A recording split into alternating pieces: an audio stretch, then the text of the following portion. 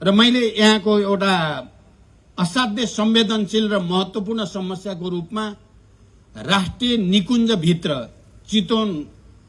भरतपुरबाट माडी जोड्ने बाटोलाई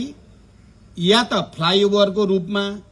या अन्डरग्राउन्डको रूपमा त्यति पनि नभए त्यसलाई धुलो रहित बनाउनको लागि धेरै मेहनत गर्दा गर्दै पनि भनेको जस्तो उपलब्धि भएको थिएन। यो पटक मैले निकुञ्जभित्रको बाटोलाई धुलो रहित बनाउने उद्देश्यको साथ तपाईहरुले थाहा पाउनु भएको छ, अस्ति भर्खरै लगानी सम्मेलन हुँदै गर्दा 8 वटा ऐन संशोधन क्याबिनेटबाट गरिएको छ अध्यादेश मार्फत, र त्यसमा राष्ट्रिय निकुञ्जभित्र धुलो रहित बनाउने कुरालाई पनि